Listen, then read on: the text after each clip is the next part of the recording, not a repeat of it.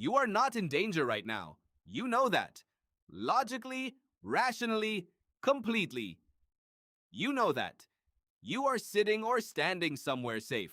Nothing is chasing you. Nothing is watching you from the dark.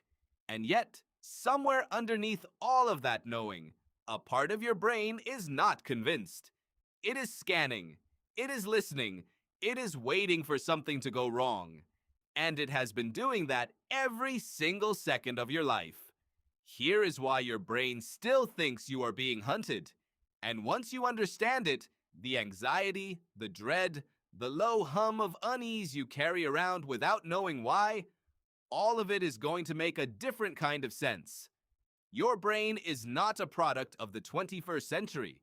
It is not even a product of the last 10,000 years.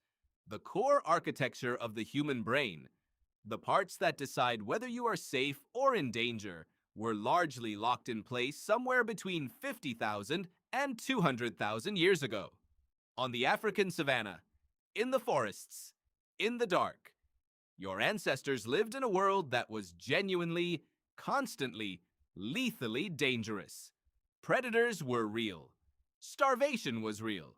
Rival groups were real. The night was real. And the cost of getting it wrong, of assuming you were safe when you were not, was death. Immediate, total, final death. Not embarrassment, not inconvenience, death. So natural selection did what it always does. It built a bias. Neuroscientist Joseph Ledoux at New York University spent decades mapping what he called the fear circuitry of the brain. At the center of that circuitry is a small, almond-shaped structure called the amygdala. The amygdala is ancient. It predates human beings by hundreds of millions of years. And its job, in the simplest possible terms, is this: detect threat, react, ask questions later. The amygdala does not wait for your conscious mind to weigh the evidence. It does not hold a committee meeting. It fires first. It floods your body with cortisol and adrenaline before you have even fully registered what you saw. Before you have finished processing whether the shadow in your peripheral vision was a predator or a curtain moving in the breeze. That speed was the point. That speed saved lives. The ancestor who hesitated got eaten. The ancestor who flinched first, who ran before they were certain, who assumed the worst and acted on it, that ancestor survived. And you are descended from an unbroken line of those ancestors. Every single one of them a flincher. Every single one of them a scanner. Every single one of them wired to treat uncertainty as danger. You inherited that wiring intact. Psychologists have a name for this. They call it the negativity bias, the tendency of the human brain to weight negative information more heavily than positive information, to notice threats faster than rewards, to remember bad experiences more vividly than good ones, to spend more mental energy on what might go wrong than on what is going right. Researcher Roy Baumeister at the University of Queensland reviewed decades of psychological literature and concluded that across nearly every domain of human psychology, bad is stronger than good. A single harsh criticism lands harder than 5 compliments. One bad day colors a week. One frightening experience can restructure how you see the world for years. This is not a personality flaw. It is not weakness or pessimism or a character defect. It is engineering. It is the direct result of hundreds of thousands of years of an environment where the cost of missing a threat vastly outweighed the cost of seeing a threat that was not there. If you assumed danger and you were wrong, you lost a little energy. If you missed danger and you were wrong, you lost everything. So your brain built a hair trigger, and it never unbuilt it. Here is what that looks like in your daily life. You send an email and do not hear back. Your brain files it as a threat. Your colleague does not smile at you the way they usually do. Your brain files it as a threat. You wake up at 3 in the morning with a vague, sourceless dread, and your brain cannot tell you why. Because the threat detection system does not need a specific threat to activate. Sometimes it just runs. A background scan with nothing to scan. an alarm system checking whether the alarm needs to go off. Neuroscientist Martin Teicher at Harvard Medical School found that the brains of people who grew up in unpredictable or threatening environments actually show structural differences in the amygdala. Years of elevated threat scanning physically reshapes the architecture of the fear center. The hardware changes to match the software demand. But here is the twist. You do not have to grow up in a dangerous environment for this to happen. The modern world is extraordinarily good at mimicking the signals that your ancient brain associates with danger. Not lions, not predators. Something subtler and in some ways more insidious: uncertainty.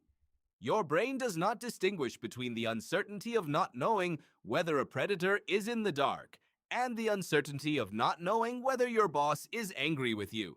It does not distinguish between the threat of a rival group approaching your camp and the threat of being excluded from a social group. The emotional circuitry is the same. The neurochemistry is the same. The body's response, the elevated heart rate, the muscle tension, the narrowed focus, the inability to relax, is the same.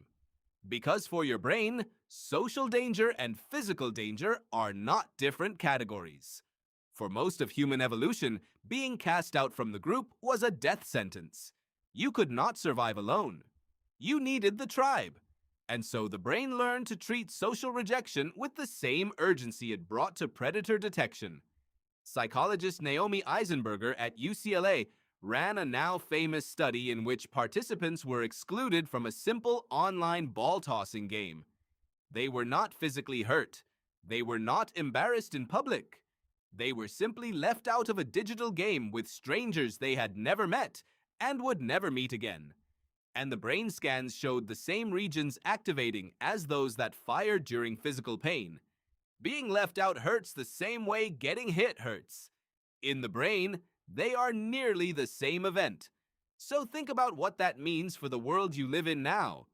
A world of performance reviews and social media follower counts and group chats you were not added to, and comment sections and unanswered messages and public metrics that tell you at any moment exactly how many people approved of what you said and exactly how many did not. Your ancient threat detection system is running inside all of that. It was designed for a world of 30 or 50 people. It is now trying to process a world of 8 billion. It was never built for this, and it is working overtime. Here is something important.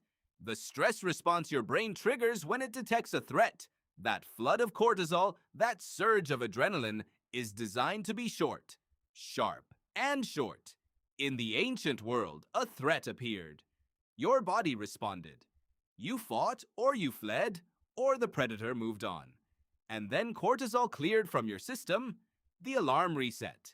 You went back to baseline. But a work deadline does not go away in 30 seconds. Financial anxiety does not resolve in a sprint. Social uncertainty does not end when the threat disappears, because the threat never fully materializes. It just hangs there, unresolved. And your body keeps pumping cortisol into a system that was never designed to carry it for days or weeks or years at a time. Psychologist Robert Sapolsky at Stanford University spent decades studying the biology of stress, partly by observing baboons in the wild. He found that the same stress hormones that save a baboon's life when a lion appears begin to destroy a baboon's body when they run chronically, for social reasons, without resolution. The immune system weakens. The cardiovascular system takes damage. The brain itself begins to show signs of wear. Chronic stress is not just uncomfortable, it is physically corrosive. And most of the stress you carry is chronic, low-grade, sourceless. The hum of a brain that evolved to never fully relax because the predators that shaped it never gave it reason to. You are not anxious because something is wrong with you. You are anxious because something is right with you. Right in an evolutionary sense, tuned to an environment that no longer exists. Your threat detection system is functioning exactly as designed. It is just that the design is ancient and the world is new. Now here is the part that changes things.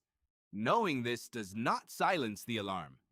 The amygdala does not take instruction from the prefrontal cortex, the thinking, reasoning, planning part of your brain, easily or quickly. But awareness creates something important. It creates distance, a small critical gap between the signal and the meaning you assign to it. The next time the low hum starts, the next time you wake at 3 in the morning with no reason and your chest feels tight and your mind reaches for something to be afraid of, notice that. Name it. Not as weakness, not as malfunction, as the oldest machinery in you doing what it was built to do. Your brain still thinks you are being hunted because for almost all of human history, something was. The remarkable thing is not that the alarm keeps going off. The remarkable thing is that you are finally in a world where you can hear it and ask, for the first time in 200,000 years, whether the threat is actually real.